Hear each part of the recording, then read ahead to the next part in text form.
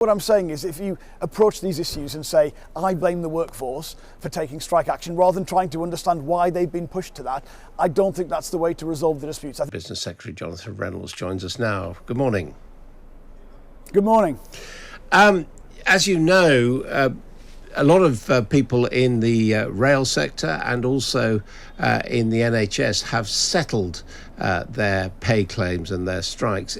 Do you therefore think it's right that the Royal College of Nursing and the RMT should be continuing to inconvenience the public? Well, first of all, I'd say on any industrial action that we've seen, and we have seen it in a whole range of sectors, Adam, you've got to recognise that comes from the difficult 13 years people have had. And I think you can't look at just how many different parts of the British economy have been affected and say anything other than there's got to be some lessons for the government to learn from that. Now, to specifically answer your question, in the health service, this is very difficult because some of the unions have accepted, some of the workforces have accepted the offer and others haven't, particularly the Royal College of Nurses, as you say. I think the government therefore should respond to that. I think representing the chance there to deliver on things like workload and the burden that the workforce is under. Take our policy, for instance, on scrapping the non-dom rule, the regime for the super rich, and use that to expand the workforce. Go a little bit further, try and bring everyone across the line. And again, on the rail sector, look, basically the Secretary of State is going to have to convene all of those different companies and unions together. I don't think they're far from resolution, but initially the government said it wasn't going to negotiate with anyone. It did relent on that in most sectors, and you've seen progress in many areas because of it. So I think we're not far away from resolution, but let's not blame the workforce for having to take what is for many people the absolute last resort based on the very difficult circumstances they're under. But a majority of the public are not in either of those workforces, and they're the ones who are suffering. And as I say, there have been moves towards settling those disputes. Shouldn't you, who say you want to be a party of the general public, of the centre, and also a pro-business party, shouldn't you actually say now, just stop this? Well, I think the big difference between a person like myself and the government ministers in the cabinet is, I come from a working class family. I've had times, my father was a firefighter, there were times when he's been on strike. I know what that feels like. And I know that the approach of Conservative ministers, where they just lecture people, alienate them, disrespect them when they take industrial action, I know that is not the way to resolve a dispute. I'm not asking about them, I'm asking about you.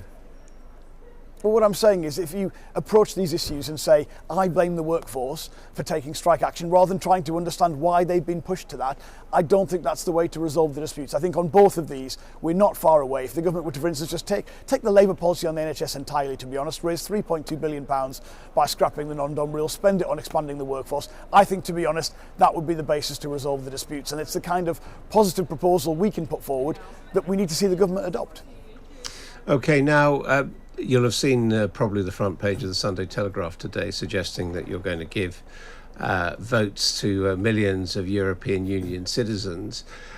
The basic charge is that you can't win with the electorate that we've got, so you want to change the composition of the electorate to let in the 16 to 18-year-olds and foreigners vote in general elections. Well, look, I obviously reject that premise entirely. Let me say at the outset, this is not a final policy proposal from Labour. This is not our manifesto. This is how we go about forming that manifesto. Different parts of the Labour movement put these ideas in.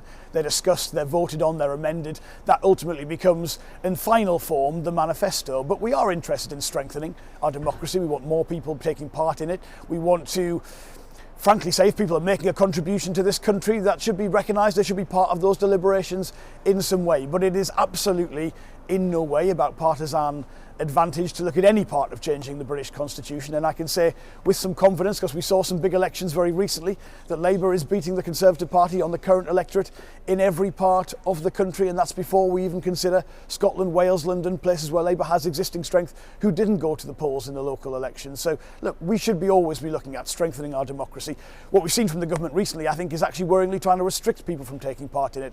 We want to expand that, but it's not the final form, and it is always about what will deliver a stronger, better democracy for everybody in this country. And on the specific point of votes at 16, are you in favour of that?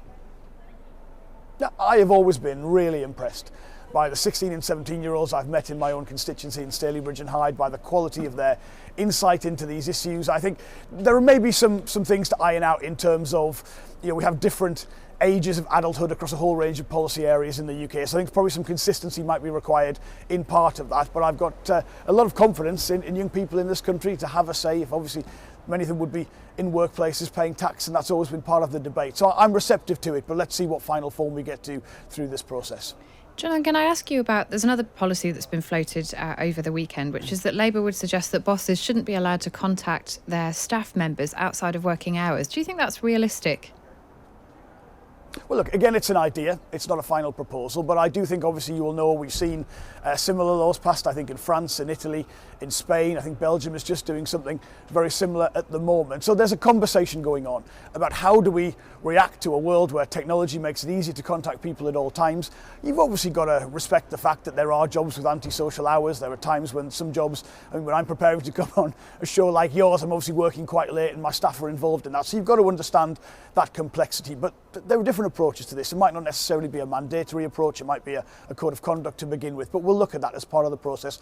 I want people to have, at the end of the day, good jobs that respect family life, that you build your family around that, own your own home, go on holiday, but spend some time with your family. That's got to be important. And I think in parts of recent developments in the economy, we haven't seen that, particularly in the gig economy, and getting that balance right is what a policy like this would be about. Yeah, I mean, you talk about balance there and about spending time with family. Lots of people, I mean, we're focusing on housing this morning. Lots of people are contacting us saying, you know, that it's just not realistic for them to be able to get on the housing ladder at all. Where would you say housing comes on Labour's manifesto list in terms of priority? Yeah, it comes very, very high. I mean, planning reform, both in terms of big infrastructure projects like offshore wind farms, and the need to do them quicker, but also to deliver on housing, will be a very significant part of what we put forward. I mean, you've seen, obviously, the government with the changes to the targets, the backbench pressure, the rebellion against Rishi Sunak that made them drop that, concerns that we would only be building, because of that, maybe 150,000 houses a year. People will know perhaps the target is 300,000, but that is based on net immigration being a lot lower than it has been. So for us, we'll have, first of all, some very ambitious targets, some very significant reforms of things like the rental market for people who can't buy. But this is a supply issue. We need to build more homes. We've got to get the land supply right to do that. That involves and a range of homes. So it is a priority, yes. That involves huge planning reforms. Does Labour have the stomach for that? Yeah, we do. And that's part of the mandate we'll be seeking at the election, because without some resolve in this area, I mean, there are many ways I could describe the faults of the British economy. We could talk about productivity, wages, growth. I sometimes say the big picture is this, that we've got the first generation of young people in this country who are going to be less well off than their parents, and access to the housing market has been a huge part of that. And it shouldn't be the case that the only way you can get the chance to own your own home is if your parents or your family give you the resources to do that. That isn't a country any of us should want to seek, but it will require building the homes to begin with before we look at anything else to deliver on that. Jonathan Reynolds, thank you very much. Lovely to have you with us this morning.